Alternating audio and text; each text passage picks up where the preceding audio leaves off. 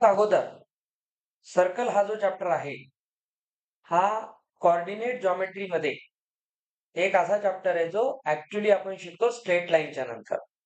Straight line मध्ये पण सुरुवातीला आपण आधी शिकतो एक चॅप्टर ज्याचं नाव आहे लोकस. ठीक आहे. आता मी तुम्हाला 6-7 स्टँडर्ड पासून लोकस हा शब्द सांगत आलेलो आहे. आता तुमचं बऱ्यापैकी एज आणि अंडरस्टँडिंग त्या लेव्हलला आली आहे, की तुम्ही लोकसला समजून घेऊ शकता. आता तो एक सेपरेट चॅप्टरच आहे तुम्हाला 11th स्टँडर्डला गेल्यानंतर. महाराष्ट्र बोर्डमध्ये मॅथेमॅटिक्सला 11th स्टँडर्डचा सेपरेट चॅप्टर आहे लोकस. त्याच्यामध्ये आपण कोऑर्डिनेट सिस्टीम शिकतो. एक ओल्ड कोऑर्डिनेट सिस्टीम आणि न्यू कोऑर्डिनेट सिस्टीम. मग लोकस कडून आपण जातो स्ट्रेट लाईन कडे. स्ट्रेट लाईन्स कडून पेअर ऑफ स्ट्रेट लाईन्स कडे. मग त्यांचं equation writing. Pair of straight लाईन्सच्या पुढे जातो आपण सर्कल. सर्कलच्या नंतर स्टार्ट होतं कोनिक सेक्शन्स. कोनिक्स मध्ये मग पहिल्यांदा येतो पॅराबोला, क्वाड्रॅटिक इक्वेशनचा ग्राफ. त्यानंतर येतं एलिप्स, जिथून आपण केपलर्स लॉ शिकतो प्लॅनेटरी मोशनचे. तो एलिप्स असतो. आणि थर्ड मध्ये आपण शिकतो हायपरबोला.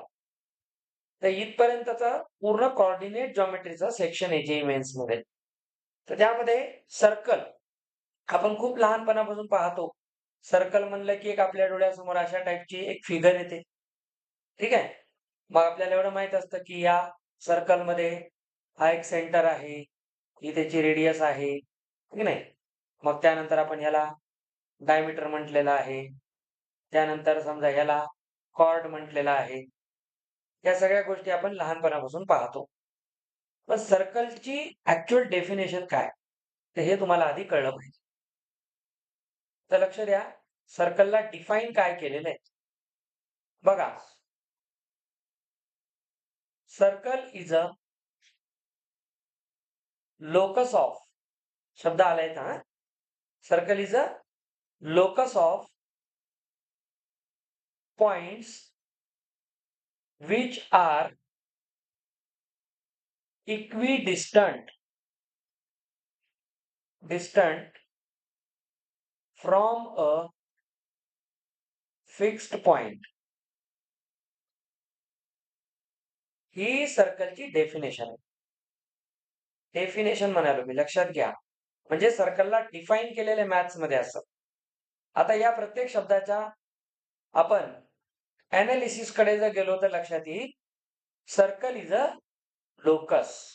यातला पहिला महत्वाचा वर्ड कोण आहे? लोकस. लोकस म्हणजे दुसरं तिसरं काही नाही. Relation between dependent and independent variables, ही लोकसची डेफिनेशन असते. इन शॉर्ट मध्ये अजून जर म्हटलात, इन शॉर्ट मध्ये लोकस म्हणजे इक्वेशन. लोकस एक इक्वेशन असतं, पण हे नुसतं इक्वेशन म्हणून आपण पाहत नाही. म्हणजे ज्यावेळेस आपण एखादी वस्तू फेकतो, फेकल्यानंतर आपण पाहतो की ती एका पाथला फॉलो करते. ती कधी स्ट्रेट लाईन मध्ये जात नाही. ती फेकल्यानंतर एका सर्टेन हाईट पर्यंत जाते, मग टॉप हाईट पर्यंत जाते. त्याच्यानंतर ती हाईट रिड्यूस करत करत परत 0 पोझिशनवर येते. म्हणजे वस्तू एखादी थ्रो केल्यानंतर ती ज्या पाथला फॉलो करते, त्याच्यामध्ये प्रत्येक वेळेस बघा त्याचा एक्स कोऑर्डिनेट आणि वाय कोऑर्डिनेट चेंज होतो. तर एक्स आणि वाय कोऑर्डिनेट मध्ये जे रिलेशन असतं, तो कसा चेंज होतो, that is called locus. For every geometric figure, different kind of geometric figures, there are different loci. लोकसचा प्लुरल. ठीक आहे. तर लोकस मी म्हणेल सर्कलचा जो आहे तो स्ट्रेट लाईनचा नाही.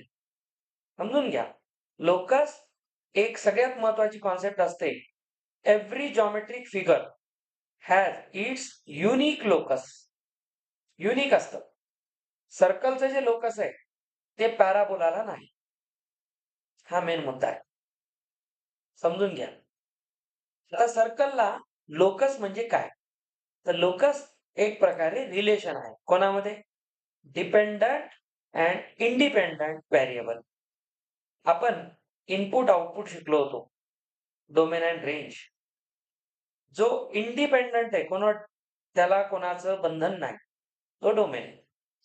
एक्स कोऑर्डिनेटला इंडिपेंडंट व्हेरिएबल म्हणतात आणि वाय कोऑर्डिनेट डिपेंडंट असते, रेंज असते किंवा त्याला को डोमेन म्हणतात. एक्स आणि वाय मधलं रिलेशन. डिस्टन्स फॉर्म्युला कोणाकोणाला माहिती आहे? कोऑर्डिनेट जॉमेट्रीतला √x2 - x1 whole square plus y2 - y1 whole square. त्यालाच यूज करून आपण सर्कलचं इक्वेशन बनवतो. सर्कलला इक्वेशन असते. तुम्ही जे पुन्हा 11-12 स्टँडर्ड मध्ये सर्कल शिकाल, ते 10वीचं सर्कल नाही आता.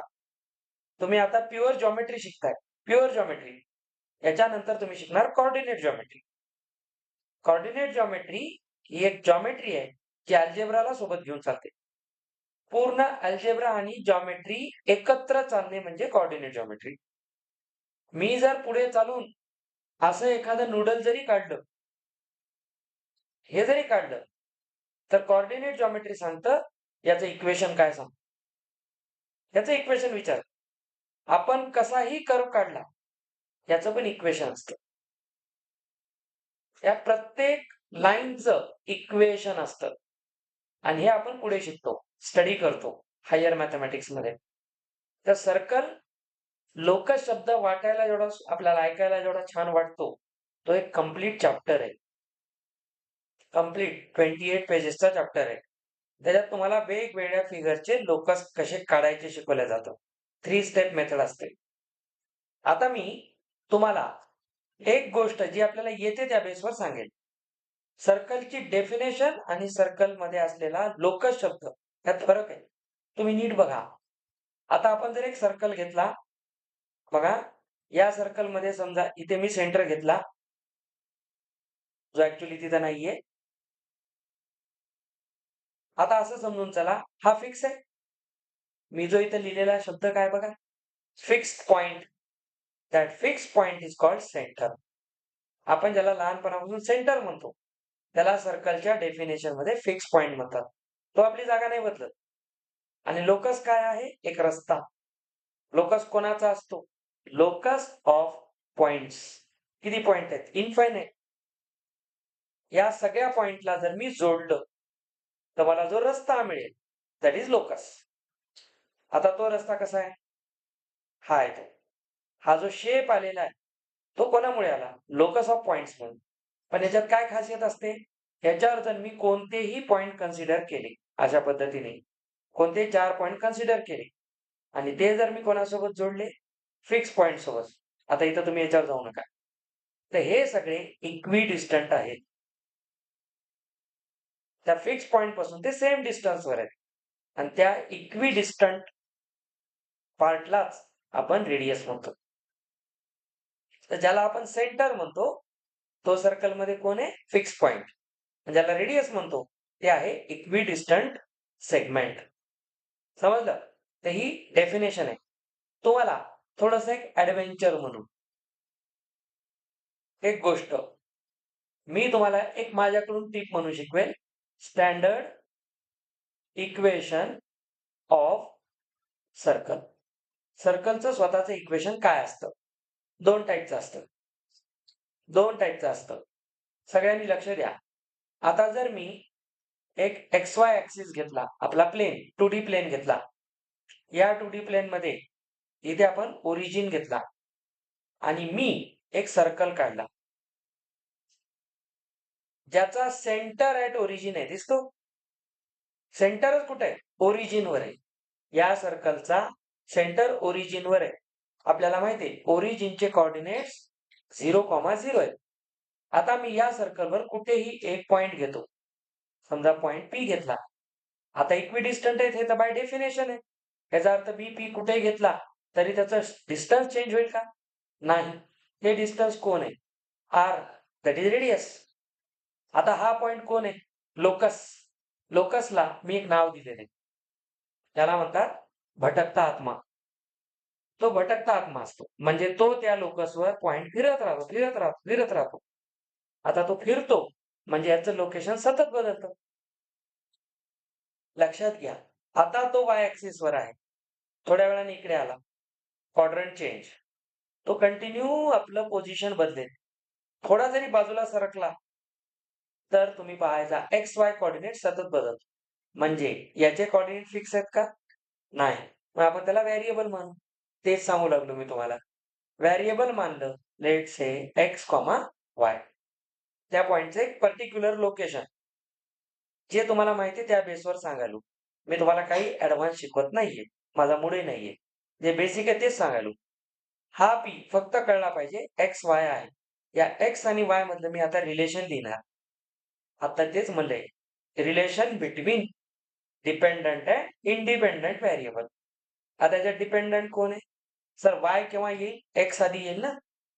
एक्स वर वाय डिपेंड आहे. म्हणून हा इंडिपेंडंट, हा डिपेंडंट. तर दोघांमधलं रिलेशन मी आता लिहिणार. संपलं. कसं रिलेशन लिहिणार? मी तुम्हाला सांगितलं, every geometric figure has its own equation. आता याची पहिली केस आहे, ही आहे सगळ्यात सिम्प्लिफाईड केस. म्हणजे कोणती? Circle whose centre is at origin. ही सगळ्यात नॉर्मल केस असते. आता मी जर तुम्हाला पी आणि हा पॉइंट लेट से मी क्यू मानला, तर पी क्यू मधलं डिस्टन्स आर आहे. पी क्यू मधलं डिस्टन्स आर आहे. तर डिस्टन्स फॉर्म्युला लावू. डिस्टन्स फॉर्म्युला काय सांगतो? चला, by distance formula. Sir, distance formula under root x2 minus x1. Sir मी x2 x ला मानतो, x1 0 ला मानतो. काही प्रॉब्लेम नाही. यालाही मानलं तर मला काही प्रॉब्लेम नाही. x2 minus x1, x2 minus x1 whole square, y2 minus y1 whole square. हे तर डिस्टन्स r ला इक्वल आहे. तेच डिस्टन्स आहे ना, r ला इक्वल आहे ना ते डिस्टन्स. तर हे काय होईल? सर हे होईल under root X square plus Y square is equal to R. जेलच्या बाहेर काढा, स्क्वेअरिंग करा. तर X square plus Y square is equal to R square. आज आपण आपल्या लाईफमध्ये पहिल्यांदा सर्कलचं इक्वेशन पाहिले. हे सर्कलचं सगळ्यात स्टँडर्ड इक्वेशन आहे. आपण सर्कल पाहतो, पण सर्कलचं इक्वेशन काय असते ते हे आहे. आता मी काय केलं बघा, एक्स आणि वाय मधलं एक रिलेशनच लिहिलं ना, दोघांच्या स्क्वेअरची सम. रिलेशन आलं. आणि हेच रिलेशन कशाला डिनोट करतं? सर्कलच्या इक्वेशनला. नॉर्मल केस कशामुळे? सर 1.00 होता. आता हाच जर सर्कल मी इथं नको. आता तुम्हाला मी 10वीचं शिकवणार आहे. आता फक्त एक गोष्ट समजून घ्या. तर सर्कलचं स्टँडर्ड इक्वेशन काय? X square plus Y square is equal to R square. लक्षात राहू द्या. कामाला येईल पुढे फ्युचरमध्ये. आता पहा, मी जर तुम्हाला म्हणलं की हा एक्स वाय ऍक्सिस आहे, पण आता जो आमचा सर्कल आहे, आता जो सर्कल आहे तो लेट से इथे आहे, पूर्णपणे फर्स्ट क्वाड्रंट मध्ये. आता सेंटर ॲट ओरिजिन नाही.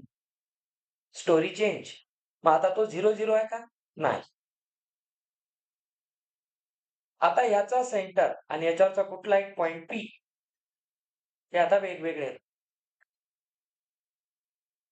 ठीक आहे. हा पॉइंट पी आणि समजा हा सेंटर क्यू इथं आला. आता तुम्ही बघा, याचे कोऑर्डिनेट्स x1, y1. आता हा तर 0 वर नाहीये. तुम्ही चेक करा. 9th स्टँडर्डला सांगितलं होतं. लोकेशन कसं काढतात? ओरिजिन पासून x मध्ये एवढं चाला, y मध्ये वर एवढं चाला. आलात क्यू पर्यंत. तर x मी इथं चाललो x2 आणि इकडे y2. आता डिस्टन्स फॉर्म्युला लावला तरी मला रेडियसच मिळणार आहे. अरे बाबा, या दोघांतलं डिस्टन्स हेच आहे ना, हे रेडियसच आहे ना. तर आता डिस्टन्स फॉर्म्युला काय होईल? Under root x2 minus x1 whole square, y2 minus y1 whole square is equal to R. Open जर केलं ओपन जर केलं तर इथे आर स्क्वेअर होईल. आता बघा A minus B whole square करता येते. छान. A minus B whole square इथे करता येते. इथून किती मिळतील? 3 terms. A square minus 2ab plus B square. इथे 3 मिळतील. 3 आणि 3 6. Bullet train is equal to R square. That is called general equation of circle. आता हा सर्कल कुठेही फिरू लागला तर तो या रिलेशनला फॉलो करतो. आता 0 0 नाहीये. हे स्टँडर्ड इक्वेशन असतं, जनरल इक्वेशन. ते ऍक्च्युली असं लिहितात. ते माहिती असू द्या. ते येतं x2 x1 च्या फॉर्म मध्ये. आपण त्याला काही व्हेरिएबल्स दिले. तर जनरल इक्वेशन माहित असू द्या. x square plus y square plus 2gx plus 2fy plus c is equal to 0. हे सर्कलचं स्टँडर्ड इक्वेशन आहे. ठीक आहे. तर याच्यात जर तुम्हाला कोणी फ्युचरमध्ये विचारलं या इक्वेशन वरून मला सर्कलचा सेंटर सांगता येईल का, तर बिलकुल सांगता येतो. सेंटर नेहमी असतो -g, -f. तर हा g आणि f करतात, दोघांचा निगेटिव्ह घेतात. हे सेंटरचे कोऑर्डिनेट्स आहेत. म्हणजे तुम्हाला विचारलं सांगा याचा x आणि y कोण आहे. याचा x आहे -g, y आहे -f. ठीक आहे. आणि जर तुम्हाला कोणी म्हणलं सर आम्हाला याची रेडियस सांगता येईल का, बिलकुल येते. रेडियस असते √g square plus f square minus c. हे सगळं तुम्ही 12वीला शिकाल. फक्त हे तुम्हाला माहित असलं पाहिजे. सर्कलचं इक्वेशन काढताना आज आपण फक्त फील घेतला, लोकस काय असतं. लोकस म्हणजे रिलेशन, एक्स आणि वाय मधलं रिलेशन.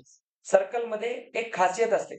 तुम्ही नीट बघा, एक क्वाड्रॅटिक आहे, सेकंड डिग्री इक्वेशन आहे, 2 व्हेरिएबल मधलं. 2 व्हेरिएबलचं सेकंड डिग्री इक्वेशन आहे. Every conics other than straight line सोडून सर्कल, पॅराबोला, एलिप्स, हायपरबोला, चारही कोनिक्स हे सेकंड डिग्री इक्वेशन असतात. सगळे असेच दिसतात. मग तुम्ही म्हणाल सर सगळे असे दिसले तर कसं ओळखायचं हा सर्कल आहे का कोण आहे. सगळे असेच दिसत असतील तर नाही. प्रत्येकाला ओळखण्याची एक निशाणी आहे. जर तुम्हाला या इक्वेशन मध्ये ऐका रे, एक्स स्क्वेअर आणि वाय स्क्वेअर यांचे जर कोइफिशियंट सेम दिसले, 1 नाही सेम, इथं 1 आहे. एक्स स्क्वेअर वाय स्क्वेअरचा बघा कोइफिशियंट 1 1 आहे. ज्या ज्या इक्वेशन मध्ये एक्स स्क्वेअर आणि वाय स्क्वेअर याचा कोइफिशियंट सेम असतो आणि एक एक्स वाय ची टर्म ह्याच्यात नसते. एक्स वाय ची टर्म नाहीये बघा.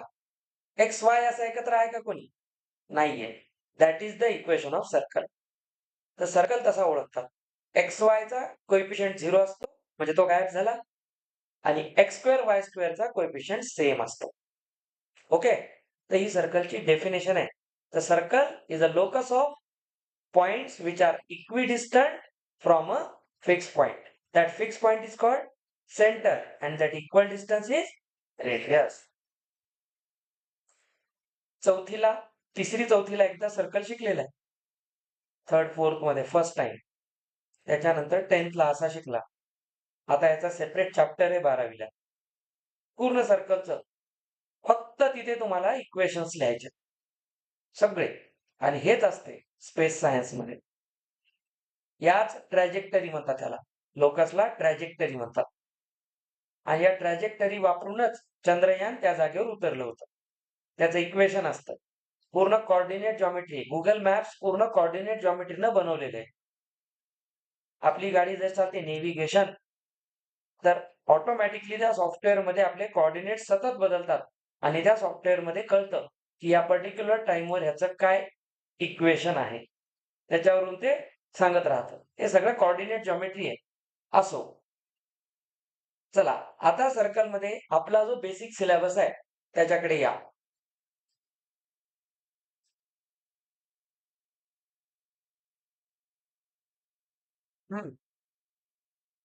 चला आता आपण सर्कल मध्ये एक सगळ्यात महत्वाची गोष्ट शिकणार आहोत,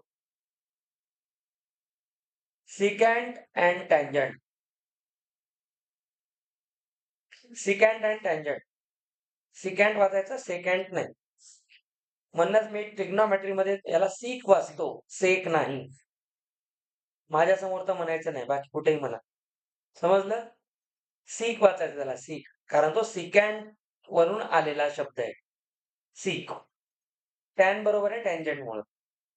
आता सिकॅन्डला आपण मराठीमध्ये म्हणतो वृत्तछेदिका. संस्कृत वर्ड आहे. वृत्तछेदिका. आणि टँजंटला म्हणतात स्पर्शिका.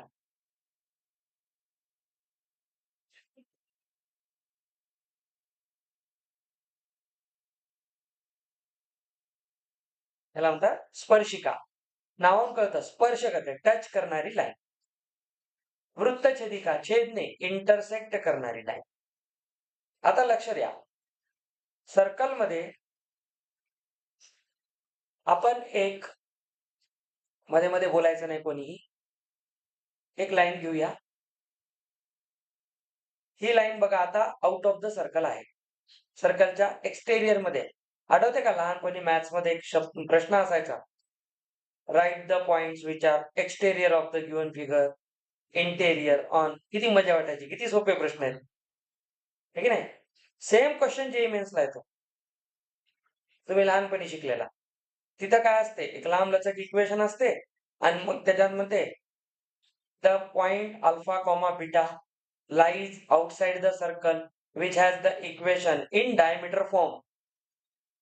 Then alpha and beta are related with this line. Then find the length of the tangent drawn to the circle which represents the same line. असा क्वेश्चन विचारतात. तेच असते, कॉन्सेप्ट तोच आहे. आता नीट बघा, एक लाईन आपण घेतलेली आहे. ही लाईन सध्या सर्कलच्या बाहेर आहे. मग हिला काय म्हणायचं? काही म्हणा, कारण आता दोघांचं काहीच रिलेशन नाही. तर यांचं रिलेशन नाही तर काय करायचं? आपण रिलेशन जोडायचं. नसेल तर काय, आपण जोडू. सध्या आपण आता यांचं रिलेशन तयार करू. मध्ये मध्ये बोल नका. आता बघा, ही जी लाईन दिसते तुम्हाला, या लाईनला आपण हळूहळू अप्रोच करू सर्कलकडे. थोड्या थोड्या वेळात. आता जर मी आणून या लाईनला इथे ठेवून दिलं, आता ही जी लाईन आहे, धिस लाईन नाव cutting into distinct points to the circle. दोन वेगवेगळ्या पॉइंट मध्ये कट करते. So this line is called secant. Secant is a line which cuts the circle in two distinct points. कोणतीही एक लाईन सर्कलला मॅक्सिमम किती point मध्ये cut करते? 2 points. तुम्ही असं कोणतीही पॉइंट काढा मला दाखवा ती 2 पेक्षा जास्त पॉइंट मध्ये कट झाली. मी लाईन म्हणालो, कर्व नाही. हे नाही. हे तर किती पॉइंट होऊ शकतात. कर्व बद्दल बोलत नाहीये मी. तर लक्षात घ्या, line cutting through the circle in two distinct point is called secant. आता ही जी secant आहे, या secantला आपण आता काय करू, त्याच्या लोकेशन वरून बाजूला हलवू. आता बघा, ही secant आपली जागा सोडत सोडत वर जात आहे. पोझिशन चेंज होत आहे. अजूनही ती secantच आहे. ठीक आहे, अजूनही secantच आहे. एमटेकचे स्टुडंट माझ्या समोर बसले तरी मी असं शिकवतो कॉन्सेप्ट. हे असं असं पुढे जात आहे. एक सेपरेट अशी एक वेळ येईल जिथं ती सर्कलला एकाच पॉइंट मध्ये टच करेल. तुम्ही हे का कुठं झाली, तसं खूप आहे. खूप नाहीये. इमॅजिन करायचं, इथं एकच आहे. मॅथमॅटिकली एकच आहे. आणि इथूनच त्याचं प्रूफ मिळेल. ही सेकंड थोड्या वेळानंतर एका अशा लाईन मध्ये कन्वर्ट झाली. आता ही 2 पॉइंट मध्ये कट करत होती, आता एका पॉइंट मध्ये टच करत आहे. कट अँड टच हे 2 लक्षात ठेवायचे. जिथे जिथे सिकॅन्ट आहे तिथे कट आहे. समजलं? जिथे जिथे टँजंट आहे तिथे तिथे टच आहे. कळलं? Tangent is a touching line. The line or the line segment, नीट आहे का? लॉजिकली बोला तर लाईन म्हणायचं. The line which touches the circle in one and only one point, one and only one point, आपलं डोकं लावायचं नाही, इज नोन ॲज टँजंट. तुम्हाला जर कोणी विचारलं टँजंट लाईन आहे का सेगमेंट आहे, तर टँजंट ही एक लाईन असते. ठीक आहे? कधीही विचारलं इथून पुढे मृत्यू येईपर्यंत कोणीही, तर पटकन सांगता आलं पाहिजे, tangent is a line. Sir मग second, it is also line. फरक काय आहे? एक कट करते, एक टच करते, हा फरक आहे. समजलं? सर मग सिकँडलाच टँजंट म्हणता येईल का? म्हणता येईल. वेन सिकँड, ऐका, मी डायरेक्ट दोन लाईन्स काढल्या नाही, मी सिकँडलाच पोझिशन चेंज करत करत टँजंट मध्ये कन्वर्ट केलं. मला दोन वेगवेगळ्या लाईन्स डायरेक्ट काढता आल्या असत्या. तुम्हाला एक गोष्ट शिकायची इथं. मी जे तुम्हाला शिकवायलो त्याला फाउंडेशन म्हणतो. आता ऐका, ही सिकँट आहे. सिकँटच थोड्या वेळाने काय होते? टँजंट होते. का बरं सर डायरेक्ट टँजंट का नाही काढली? पुढे शिकायचं बेटा डिफरन्शिएशन. तर डिफरन्शिएशनचा जन्म इथून झालेला आहे. डिफरन्शिएट करणं म्हणजे काय? तुम्ही जे स्लोप काढत होतात कायनेमॅटिक्स मध्ये, dy बाय dx, जे आपण स्लोप काढत होतो, तुम्हाला माहित होतं dv by dt is a. The rate of change of velocity is acceleration. Rate of change of velocity, ते ऍक्च्युअली जे शब्द ऐकायला तुम्ही 8-9 स्टँडर्ड पासून, ते ऍक्च्युअली तुम्ही डिफरन्शिएशन वापरला. जेव्हा टाइम खूप छोटा असतो, किती छोटा पाहिजे तेवढा, 0.00000 मरेपर्यंत, थकेपर्यंत, आणि मग थांबायचं. काळजी करू नका, 6 तास चालते.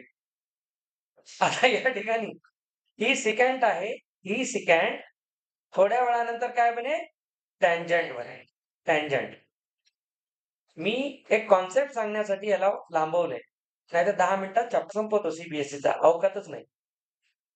स्टेट बोर्डचा हा चॅप्टर मला फक्त थिअरी शिकवायला 12 दिवस लागले. एवढा डीप चॅप्टर आहे. तुम्ही स्टेट बोर्डचा सर्कल घेतला तर डोकं फोडून घेतात. त्यांचा सर्कल संपेपर्यंत मी तुम्हाला 4 चॅप्टर शिकवले. त्याचा एकच संपलाय तेवढ्या दिवसात. खूप डीप मध्ये आहे. तुमचं काहीच नाही याच्यात. काही नाही. 10वीच्या नंतर जर एक स्टेट बोर्डचा स्टुडंट चांगला अभ्यास करून आलेला असेल, तर तो तुम्हाला 11वी-12वीला येऊच मागे टाकतो. तुम्ही त्याच्यासमोर काहीच नाही. हां, आता ते जर म्हणे मी स्टेट बोर्डचं आहे, मला काहीच येईना, तर त्याला कधीच काही येणार. हे असं आहे बाहेरच्यासारखं. आता लक्षात घ्या. तर ही सेकंड थोड्या वेळाने काय होईल? टँजंट होईल.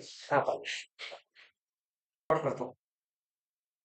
टँजंट ही सर्कलची प्रायव्हेट प्रॉपर्टी नाही. Tangent is for every curve. Parabola असेल, एलिप्स असेल, हायपरबोला असेल. सर ह्यांच्यापेक्षा वेगळे कर्व नाहीत का? आहेत. पण त्यांचे असे स्टँडर्ड फॉर्म्युले डायरेक्ट नाही काढता येत. त्यांचं काही खरं नाही. समजलं? बाकी सगळ्यांना फॉर्म्युले आहेत. समजून घ्या. जिथे जिथे तुम्ही स्टँडर्ड इक्वेशन लिहिता, तिथे तिथे हे सेपरेट कर्व्स येतात. मी जर पॅराबोला काढला, लक्ष द्या.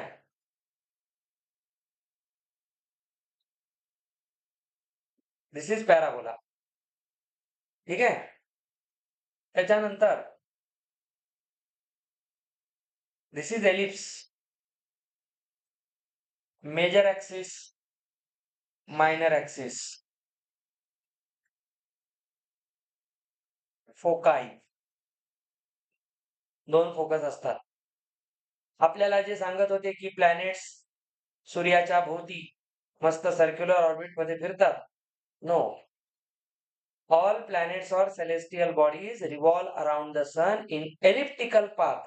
That is called the law of orbit, postulated by Kepler. Johannes Kepler. The first law. केपलरचे 3 law आले, त्याच्यानंतर न्यूटनचे 3 लॉ आले. केपलर थोडा फेल गेला कारण त्याला मॅथमॅटिकली काही गोष्टी सांगता आल्या नाहीत. आणि न्यूटनने सगळं मॅथमॅटिकली मांडलं जगासमोर. म्हणून न्यूटनचे NLM शिकतो आपण, KLM शिकत नाही. ठीक आहे? तर NLM जास्त शिकतो. काही अडचण नाही. पण न्यूटनने त्याच्या पुस्तकात लिहून ठेवलेलं आहे, माझ्या सगळ्या इक्वेशन्सचं इन्स्पिरेशन केपलर आहे. त्यानं त्याला क्रेडिट दिलं. हे लक्षात ठेवा. केपलर्स लॉ खूप इंटरेस्टिंग आहे. आणि केपलर्स लॉ मुळे आपल्याला जॉमेट्रीमध्ये एलिप्स शिकता आला. तर हा एलिप्स आहे, हा सुद्धा एक कर्व आहे. कोनिक सेक्शन म्हणतात त्याला. त्याचं नाव कोनिक सेक्शन आहे कारण तो एका कोन पासून कट करून मिळवतात. कोन माहितीये सर्कस सर्कस मधल्या जोकरची टोपी किंवा आपला आईस्क्रीमचा कोन. जर आपण एका कोनला एका प्लेनने वेगवेगळ्या पद्धतीने कट केलं तर आपल्याला जे कर्व्स मिळतात तेच असतात कोनिक सेक्शन. नावच आहे कोनिक सेक्शन. कोनचे सेक्शन्स ते कोणते कोणते असतात? 3 असतात मेन. 4 असतात. Circle, ellipse, parabola, hyperbola. 4 असतात. आता लक्षात घ्या, हा पॅराबोला आहे, हा एलिप्स आहे. हायपरबोला थोडा थोडा पॅराबोलासारखा दिसतो, पण तो थोडासा वेगळ्या पद्धतीने काढला जातो. याच्यात आणि याच्यामध्ये बराचसा फरक आहे. This is hyperbola, parabola. Parabola म्हणजे आपलं quadratic equation ax square plus bx plus c हे असतं. पण ax square plus bx plus c आपल्यासाठी हा नसतो, हा असतो. हा क्वाड्रॅटिकचा ग्राफ आहे. Upward opening, downward opening. A च्या व्हॅल्यूवर असते. ए पॉझिटिव्ह वर असते. ए निगेटिव्ह खाली तोंड उघडतं त्याचं. ठीक आहे? असो. हे सगळे कर्व्स आहेत. मी याच्यावर सुद्धा आपण टँजंट काढतो. तर टँजंट फक्त सर्कलची प्रॉपर्टी नाही, हे मला सांगायचं होतं. आता टँजंट अजून आपल्या या चॅप्टरमध्ये एक महत्वाची गोष्ट आहे. सर्कलची आता टँजंटची कॉन्सेप्ट सगळ्यांना समजली. सिकँटच थोड्या वेळाने काय होते? हां. तर सिकँट आणि टँजंट ऍक्च्युअली सेम लाईन असू शकतात. आणि हे केव्हा पॉसिबल आहे? जेव्हा सिकँटला आपण डायनॅमिक केलंय, स्टॅटिक नाही. एका जागी नाहीये, ते चेंज होत आहे, पोझिशन चेंज करत आहे. तेव्हा आपण यालाच मग मोशनमध्ये शिकत असतो. या पूर्ण सर्कलवर हे 2 पॉइंट हळू-हळू काय होतात? जवळ, जवळ, जवळ, जवळ येऊन कॉइन्साइड होतात. तेव्हाच आपण म्हणतो इथे आपण डेरिव्हेटिव्ह काढलं. हे त्याचं डिफरन्शिएशन असतं. तर डिफरन्शिएशन खूप इंटरेस्टिंग कॉन्सेप्ट आहे. पूर्ण फिजिक्स आणि सायन्स सोपं झालं. त्याच्यामुळे कॅल्क्युलसमुळं. आणि कॅल्क्युलस पहिल्यांदा जगात सुरुवातच न्यूटनने केली. मग खूप सारे मॅथमॅटिशियन आले, त्यांनी तिथं कॉन्ट्रिब्यूट केलं. आता आपल्याला हा जो टँजंट आहे, आता नीट बघा. हं. एक कॉन्सेप्ट शिकायचा आहे. म्हणजे एक थेरम आहे. Tangent radius theorem. आता मध्ये-मध्ये कोणीही बोलायचं नाही. ह्याचा प्रूफ मी तुम्हाला उद्या शिकवेल. आधी फक्त तुम्ही थेरम समजून घ्या. प्रूफ मी NCERTतलंच शिकवेल. खूप छान आहे. सोपं आणि छान आहे. थेरम आहे. थेरमचं मीनिंग काय? 9th स्टँडर्डला आपण एक युक्लिडचे पॉस्ट्युलेट्स, ऑक्झिम्स शिकले होते. त्याच्यात एक शब्द होता theorem. Theorem is a statement which is logically prove. तर ज्याला लॉजिक वापरून प्रूव्ह केलं जातं त्याला थेरम म्हणतात. ऑक्झिम काय असतात? ऑक्झिम स्टेटमेंट्स असतात which are suppose to be true without any proof. Axioms म्हणतात त्याला. ऑक्झिम्स केव्हा बनतात? ऑक्झिम्सच्या पुढची स्टेप असते पॉस्ट्युलेट्स. आणि पॉस्ट्युलेट्सला आपण जेव्हा लॉजिकली प्रूव्ह करतो देन इट बिकम्स थेरम. आणि थेरम जेव्हा बनतो तो एक प्रकारे फायनल स्टेटमेंट असतं. त्याला चॅलेंज नसतं. आता रेडियस टँजंट थेरमचं किती महत्व आहे विचाराल तर पूर्ण फिजिक्स याच्यावर आहे. पुढे चालून तुम्ही खूप साऱ्या गोष्टी शिकणार. फ्रिक्शन वगैरे शिकणार.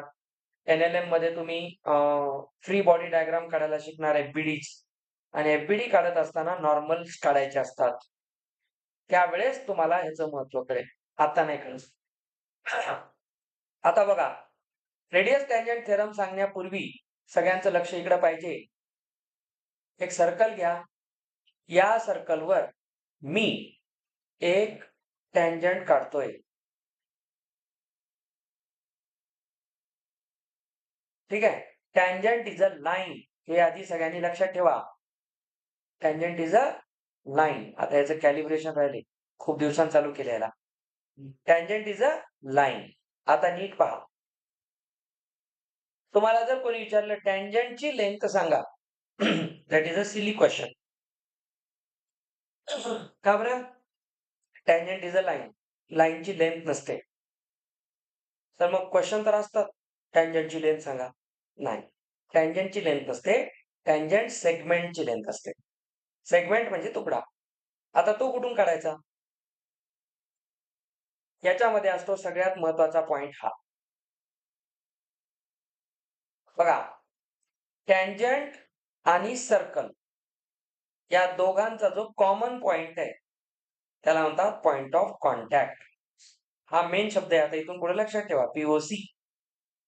ठीक आहे, पॉइंट ऑफ कॉन्टॅक्ट. समजा मी इथे पॉइंट घेतला पी, त्याचं नाव आहे पॉइंट ऑफ कॉन्टॅक्ट. थोडा दम खा की रे.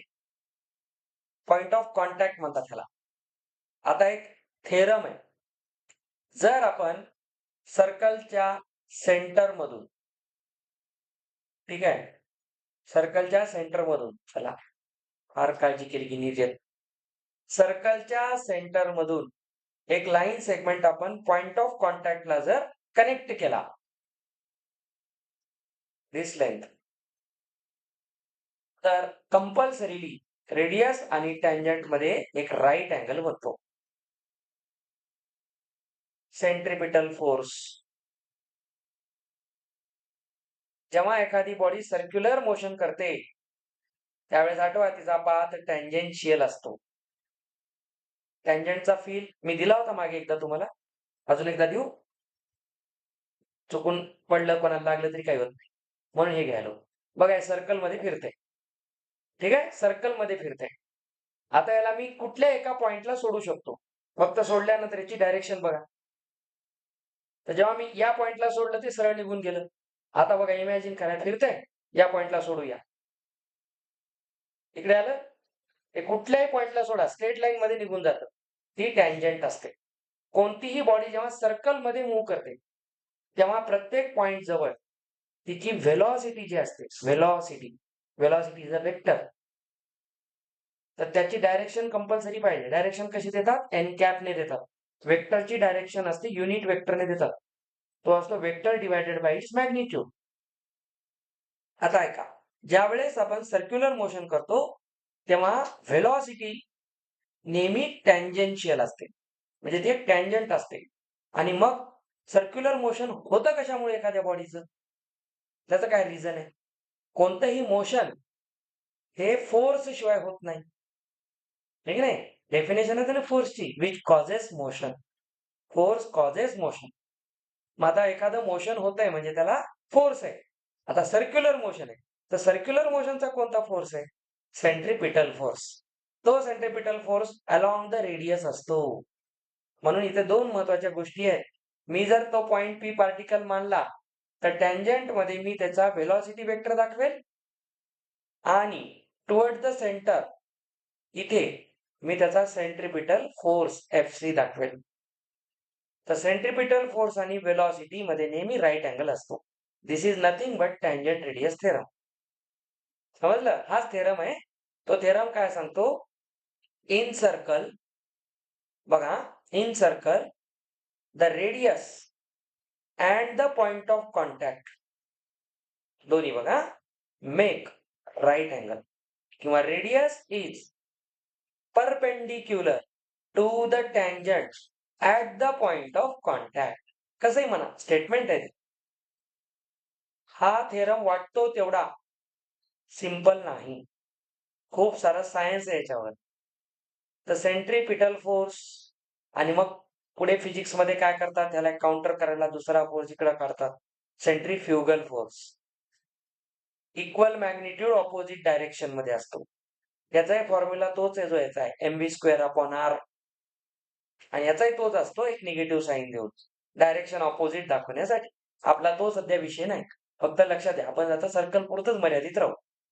तर सर्कल मध्ये रेडियस टँजंट थेरम हा तुमच्या सिलेबसचा पहिला थेरम आहे, मेन.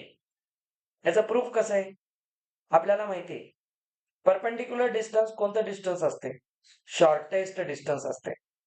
मग मला एवढंच प्रूव्ह करावं लागेल की ओपीचं डिस्टन्स हे या सर्कल मधलं शॉर्टेस्ट डिस्टन्स आहे. हे जर मी प्रूव्ह केलं तर ऑटोमॅटिकली काय क्लिअर होईल? हे परपेंडिक्युलर आहे. तर तुमच्या बुकमध्ये प्रूफ कसं आहे बघा. मी थोडं हलक्यामध्ये माहिती सांगतो तुम्हाला. आपण अदर दॅन पी एक पॉइंट घेऊ कुठला तरी. चला मी घेतला पॉइंट क्यू. तो पॉइंट कुठे घ्यायचा? टँजंटवरच घ्यायचा. मी तुम्हाला एक प्रश्न विचारेल. मी जो इथं क्यू घेतला म्हणून दिसायलाय असं नका समजू. माझा एक लॉजिकल पॉइंट तुम्हाला मी विचारणार. Other than P whichever the point we take on tangent will it lie outside the circle or inside the circle? Why? मी आधीच म्हणलं दिसते म्हणून नाही.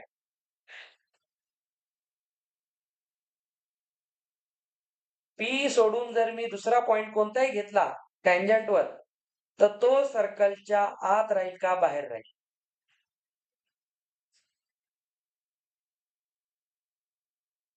लॉजिक पाहिजे म्हणून तर म्हणलं थेरम असेच बनत नाही. विचार करा, विचार करा. अरे असा विचार करा बेटा, जर मी क्यूला मध्ये घेतलं इनसाइड असेल तर टँजंट सिकँट होईल ना. ती 2 पॉइंट मध्ये कट करेल ना. आणि मला जर टँजंट म्हणायचं असेल तर तिला एकाच पॉइंट मध्ये टच करावं लागेल. कारण टँजंटची डेफिनेशन ती आहे. क्यू जर मध्ये घेतला, हा क्यू इथं घेतला तर ही लाईन क्यू कडे जाईल ना. म्हणजे ती काय होईल? पी आणि क्यू मध्ये कट करेल. म्हणजे 2 पॉइंट मध्ये कट करेल. म्हणून तर आता कट आणि टच शिकवलं ना. त्याचं रिझनच ते होतं. तर त्याला जर टँजंटच राहायचं असेल तर क्यूला बाहेरच यावं लागेल. आता बाहेर याचा अर्थ काय? बाहेर आहे याचा सरळ अर्थ आहे मग मी जर OQ ला जोडलं तर तुम्ही बघा हा बाहेर आहे, हा सर्कलवर आहे. तर OQ distance must be greater than the radius. ठीक आहे? रेडियस पेक्षा जास्त असेल ते डिस्टन्स. याचा अर्थ हे डिस्टन्स रेडियस पेक्षा मोठं झालं आणि OP डिस्टन्स रेडियस एवढं झालं. तर other than P any point lying on the tangent will have the length larger or greater than radius. So, these all lengths cannot be, ते काय होऊ शकत नाही, cannot be the shortest distance. The only shortest distance is OP. So, it must be perpendicular. याला म्हणतात indirect proof. Proof 2 टाईपनं असतात. Direct proof मध्ये तुम्ही डायरेक्टली सांगता लॉजिक लावून. इथं इनडायरेक्ट प्रूफ आहे. आपण इनडायरेक्टली चेक केलं. तुम्ही असं मानून चला स्टेट बोर्ड मध्ये याचं प्रूफ आहे इनडायरेक्ट प्रूफ. मला स्टेट बोर्ड पेक्षा सीबीएसईचं प्रूफ छान वाटलं. सोपं आणि व्यवस्थित आहे. आणि हे पुढे फिजिक्स मध्ये पण यूज करतात. चांगलं आहे. म्हणून लक्षात घ्या. ते प्रूफही तुम्हाला कळलं. ओपी हे जे डिस्टन्स असतं टँजंटच्या पॉइंट ऑफ कॉन्टॅक्ट सोबतचं ते नेहमी रेडियसला इक्वल असतं. आणि रेडियस सोबत हे जे डिस्टन्स आहे हे टँजंट सोबत नेहमी परपेंडिक्युलर का असतं? कारण ते शॉर्टेस्ट डिस्टन्स असतं. हे त्याच्या मागचं रिझन आहे. समजलं आता? आता याच्यामध्ये एक लास्ट पॉइंट आहे का मग आपण याला थांबू. आणि तो थेरमही आपल्यासाठी महत्वाचा आहे. आपण याला प्रूव्ह करणार पुढे चालून. In any circle, let's say we have a point outside the circle. याच्यावर तुम्हाला इतके खतरनाक प्रश्न येतील पुढे चालून. तुम्ही डोकं आपटून घेतात. फक्त समजून घ्या. आता हे सांगताना सोपं वाटतं. जेव्हा आपण याला क्वेश्चन मध्ये अप्लाय करतो तेव्हा पूर्ण पूर्वज आठवतात पण याचा आन्सर नाही आठवत. एक पॉइंट घेतो P which is outside the circle आणि मी काय केलं P मधून एक टँजंट काढली आउटसाइड द सर्कल असलेल्या पॉइंट. माझा एक साधा प्रश्न आहे. सर्कलच्या बाहेर असणाऱ्या पॉइंट मधून सर्कलला मॅक्सिमम किती टँजंट्स काढता येतात? 2च काढता येतात. छान दिसायले एवढं काही डोकं लावायची गरज नाही. तो तर नाहीच होऊ शकत. हा आता याला तुम्ही टँजंट लाईन म्हणून पाहिलात तर काहीच खासियत नाही याच्यात. पण याला टँजंट सेगमेंट म्हणून बघा, एक इंटरेस्टिंग गोष्ट दिसते. हा अतिशय महत्वाचा थेरम आहे. This is also a theorem हां. नीट बघा. Tangent segments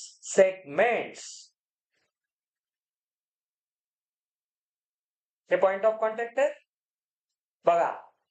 tangent segments drawn from the external point of a circle are congruent.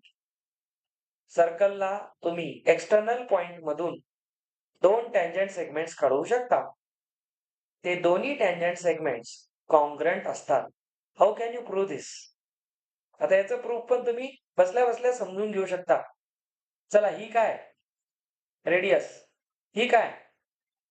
रेडाय of same circle. ऐका थोडंसं लक्ष द्या बेटा.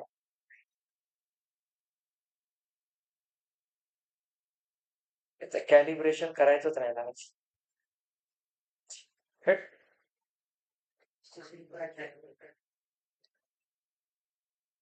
हं. चला आता असं समजा याला जोडलं याच्यासोबत. बघा बरं 2 ट्रायंगल बनतात का? एक वर आणि एक खाली. आता माझा प्रश्न आहे तुम्हाला 9th स्टँडर्ड पासून शिकवायलो. या 2 ट्रायंगलला कॉन्ग्रंट्स दाखवा. सर एक नीट बघा. रेडियस टँजंट थेरम नुसार हे परपेंडिक्युलर्स का म्हणायचं नाही? ते प्रूव्ह केल्यावरच हे आहे. हे सेकंड थेरम आहे, त्याचा भाऊ आहे. म्हणजे बघा इथे एक राईट अँगल, इथे एक राईट अँगल. छान. त्या 2 ट्रायंगल मध्ये हा राईट अँगल आहे म्हणजे हा पायथागोरस लागतो. किंवा राईट अँगल ट्रायंगलची प्रॉपर्टी लागते. बघा दोघांची हायपोटेन्यूज सेम आहे. आरएचएस क्रायटेरियन पण लावू शकता. किंवा तुम्ही याला दुसऱ्या क्रायटेरियाने दाखवा. नीट बघा. रेडियस सेम असते. ही कॉमन साइड आणि तुम्ही बघा एस-एस-ए. एस-एस-ए म्हणा किंवा आरएचएस क्रायटेरियन म्हणा. आरएचएस क्रायटेरियन काय सांगतो?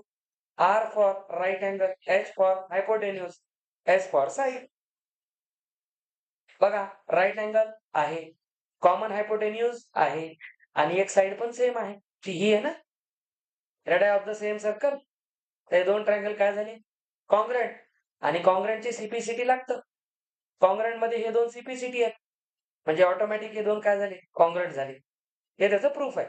म्हणून एक्सटर्नल पॉइंट मधून आपण जे टँजंट सेगमेंट्स काढू, टँजंट नाही, टँजंट सेगमेंट्स, ती लेंथ कुठेही जाऊ शकते as a ray are congruent. तुमच्या सिलेबस नुसार 2 थेरम आहेत. तिसरा एक आहे, धडा संपला तुमचा. काहीच दम नाही याच्यात. एवढ्या ह्याच्यात तर आमचं फक्त स्टेट बोर्डचं पहिलं लेक्चर मधलं फक्त सर्कल काय असते एवढं संपलं. तुमचा तर अर्धा 98% चॅप्टर संपला. काही अडचण नाही. आपण क्वेश्चन चांगले करू. ठीक आहे? याला इथं थांबूया.